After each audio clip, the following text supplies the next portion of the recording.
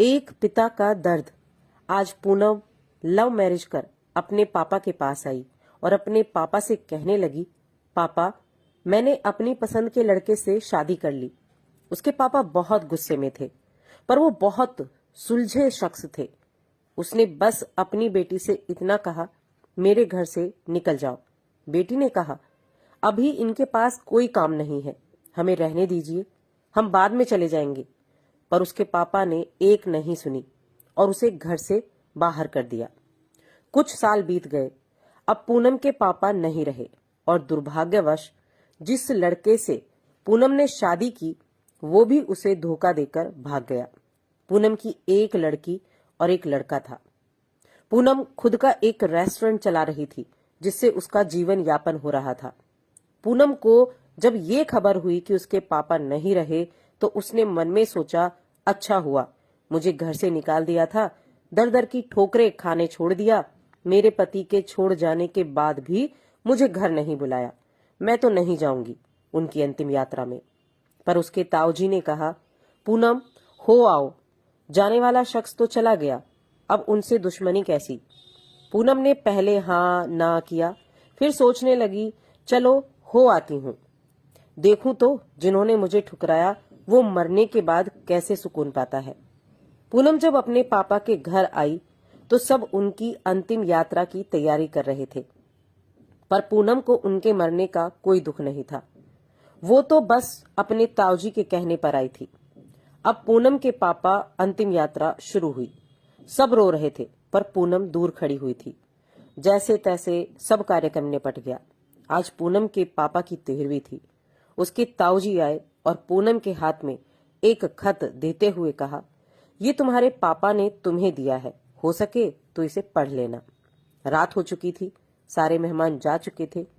पूनम ने वो खत निकाला और पढ़ने लगी। उसने सबसे पहले लिखा था, मेरी प्यारी गुड़िया, मुझे मालूम है तुम मुझसे नाराज हो, पर अपने पापा को माफ कर देना। मैं जानता हूँ तुम्हें मैंने घर से निकाला था, तुम्हारे पास रहने की जगह नहीं थी, तुम दर दर की ठोकरें खा रही थी, पर मैं भी उदास था, तुम्हें कैसे बताऊं।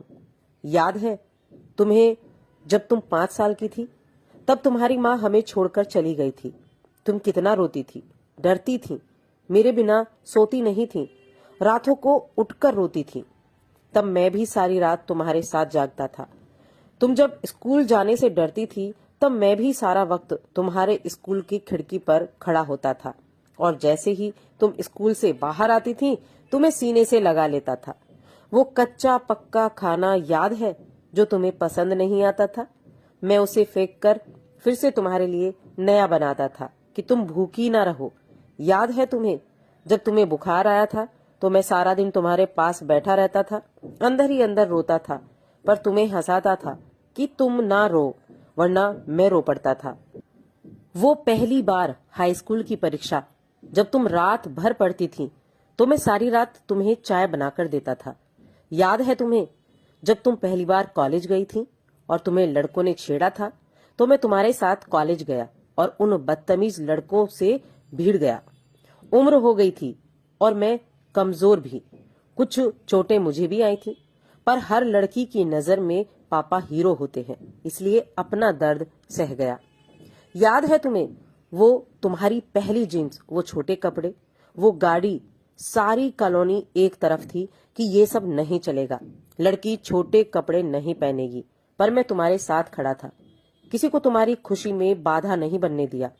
तुम्हारा वो रातों को देर से आना, कभी कभी शराब पीना, डिस्को जाना, लड़कों के साथ घूमना, इन सब बातों को कभी मैंने गौर नहीं किया, क्योंकि जिस उम्र में था उस उम्र में ये सब थोड़ा बहुत होता है।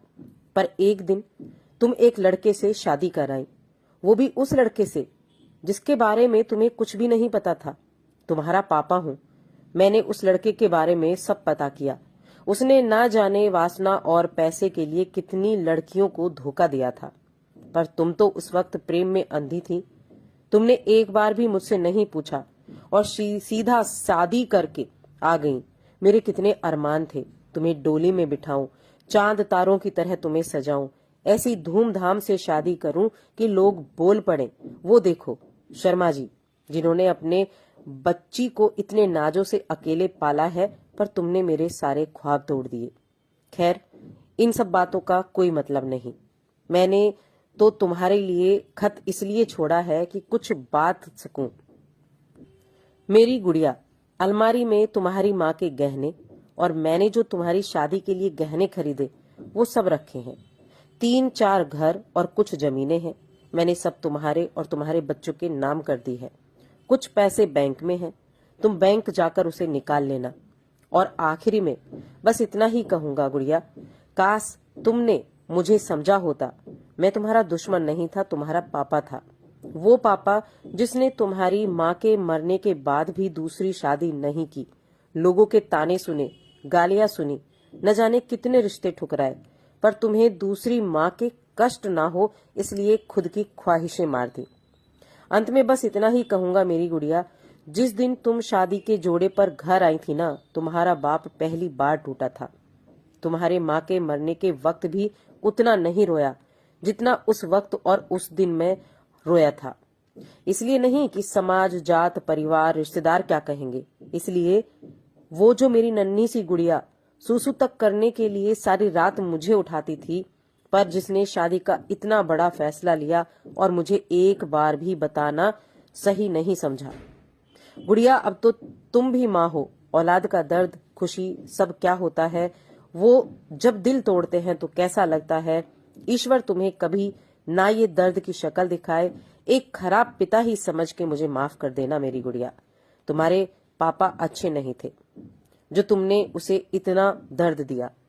अब यह खत मैं यहीं समाप्त करता हूँ। हो सके तो मुझे माफ कर देना। और खत के बाद एक ड्राइंग लगी थी जो खुद कभी पूनम ने बचपन में बनाई थी और उसमें लिखा था, आई लव यू मेरे पापा, मेरे हीरो, मैं आपकी हर बात मानूंगी। पूनम रो रही थी। उतने में उसके ताऊजी आ गए। पूनम ने उन्हें रोते रोते सब बताया, पर एक बात उसके ताऊजी ने बताई। उसके ताऊजी ने कहा, पूनम, वो तुम्हें रेस्टोरेंट खोलने और घर खरीदने के पैसे मैंने नहीं दिए थे। वो पैसे तुम्हारे पिताजी ने मुझसे दिलवाए थे, क्योंकि औलाद चाहे कितनी भी बुरी, माँ बाप कभी बुरे नहीं होते। औलाद चाहे माँ बाप को छोड़ दे, माँ बाप मरने के बाद भी अपने बच्चों को दुआ देते हैं। दोस्तों, पूनम के पापा को सुकून मिलेगा या नहीं, नहीं पता है मुझे, पर खत पढ़ने के बाद शायद सारी जिंदगी पूनम को सुकून नहीं मिलेगा। बस इतना ही कहूंगी। आखिर में लव मैरिज करना कोई गलत बात नहीं है, पर यही अपने माता पिता की मर्जी में शामिल करके करें तो बहुत अच्छा है। वो तो माँ बाप है ना, कब तक कहेंगे। बच्चों की खुशी के लिए हाँ कह ही देंगे। हर बाप की इच्छा होती है अपनी बेटी को अपने हाथों से डोली में विदा कर सके, तो उसे एक सपना मत रहने दीजिए, उस सपने को साकार कीजिए। स्टोरी कैसी लगी कमेंट करके बताइए।